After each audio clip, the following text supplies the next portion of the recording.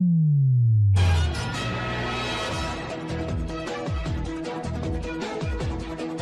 watching Sun TV, broadcasting to the world from studios in Providenciales in the beautiful by nature Turks and Caicos Islands. Sun TV, your source for real news as it happens.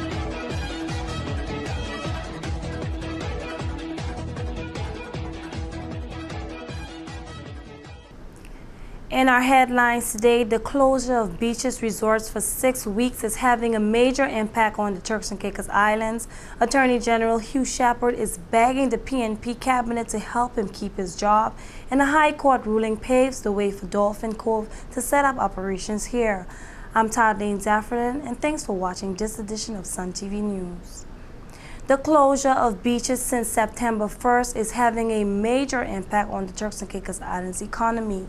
Investigations by Sun TV revealed that the TCIG's treasury, taxi-men, Fortis restaurants, supermarkets, and apartment owners are included among those who have been seriously affected by the closure of the all-inclusive hotel, which will reopen on October 19th.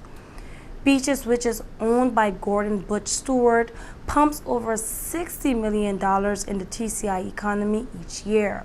This includes $600,000 a month in accommodation taxes and $700,000 a month in electricity bills at Fortis. With a staff of 1,400, Beach's wage bill in the Turks and Caicos Islands is about $30 million a year.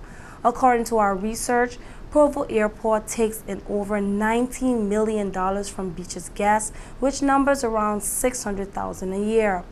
In fact, it is fair to say that Beaches is responsible for nearly half of the airlifts in the Turks and Caicos Islands. From that airlift, taxi operators make nearly $2 million a year from 2,200 trips moving guests back and forth from the hotel. When Sun TV visited the taxi stand at the airport, many of them agreed that the closure of Beaches was having a major impact on their earnings.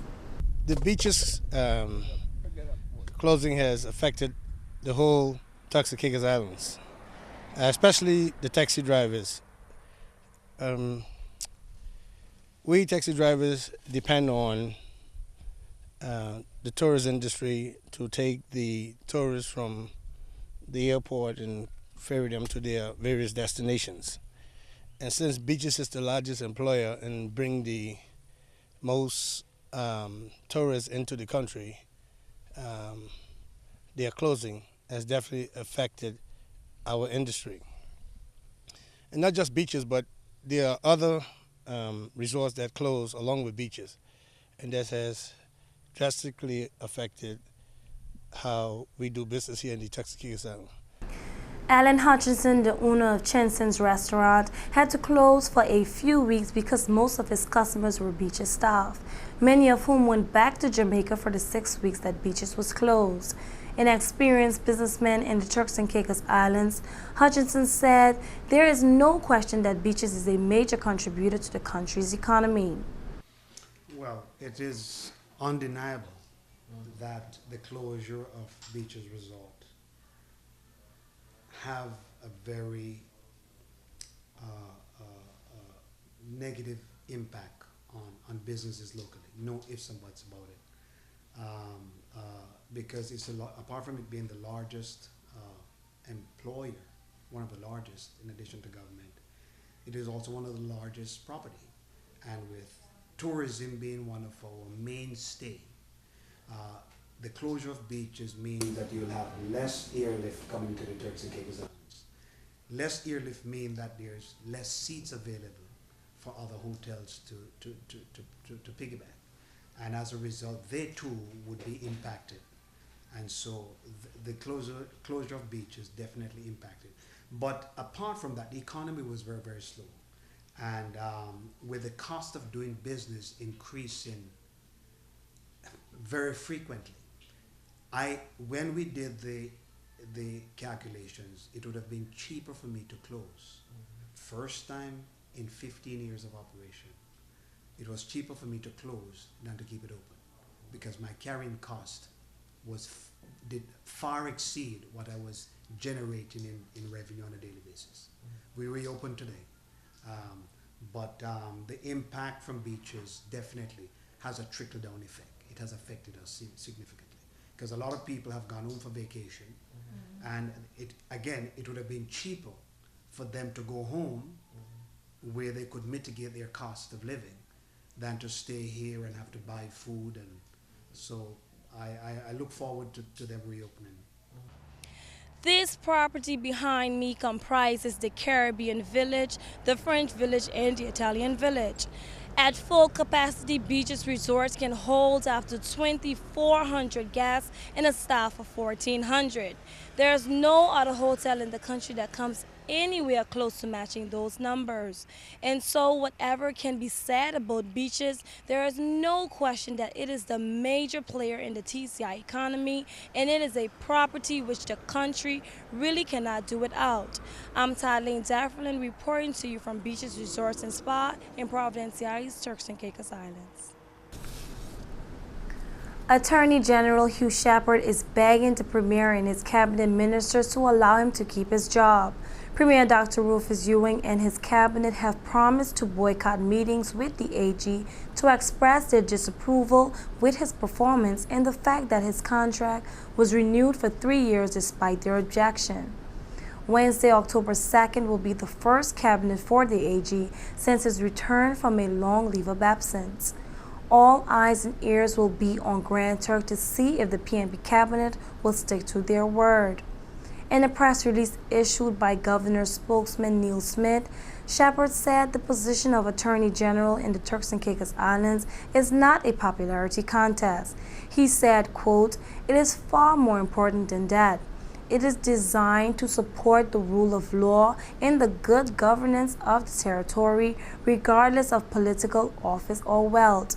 In light of this, it seems only reasonable to ask that the Premier and his ministers continue to work with me for the greater good of the people of this country. Even if they do not like me personally, what they think of me as a person is not the issue," unquote. Shepard said that as appointed Attorney General of the people of the Turks and Caicos Islands, he is committed to working in their interests for the next 3 years. The very unpopular AG said he is always worked tirelessly in the public interest of the people of the Turks and Caicos Islands, adding that his appointment was legal in line with the Constitution as part of UK ministers' commitment to deliver good governance and the rule of law for everyone in the islands. The AG said he knows about the criticism of him while he was away. He said, quote, "This has been a difficult experience, but it also potentially enriching for anyone in the public office to be given a clear picture of what is taught of them every now and again.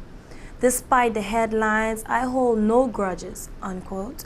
In response to the AG's press release, Premier Dr. Rufus Ewing said, quote, "As I have stated repeatedly, I have nothing against Hugh Shepard as a person.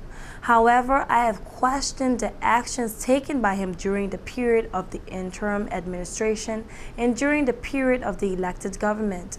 As a government, we will continue to press the Attorney General for the answers to the questions that we have asked of him, and we will continue to apply pressure for him recalled by the Governor and the FCO." This is Sun TV, real news as it happens. We'll be right back. Life moves fast. It's extraordinary what you can see when you take a second look. Capture the extraordinary around you with Digicel's 4G mobile internet. Share the moment instantly with our super-fast speeds on your mobile device. The internet as it was meant to be. Only with Digicel 4G. Digicel. Be extraordinary. In a decision that could possibly pave the way for Dolphin Cove to establish its operations in the TCI, High Court Judge Madam Justice Margaret Ramsey Hale ruled that the former Governor Rick Todd was within his rights to amend the Fisheries Protection Ordinance. Last month, Pride Limited, Turks and Caicos Reef Fund, and the Chamber of Commerce sought a review of the governor's decision to amend the regulations made under the Fisheries Protection Ordinance in relation to marine mammals. The people who brought the case against the governor argued that the governor's decision to make regulations to remove the protection afforded to marine mammals was contrary to the purpose of the law and wrong.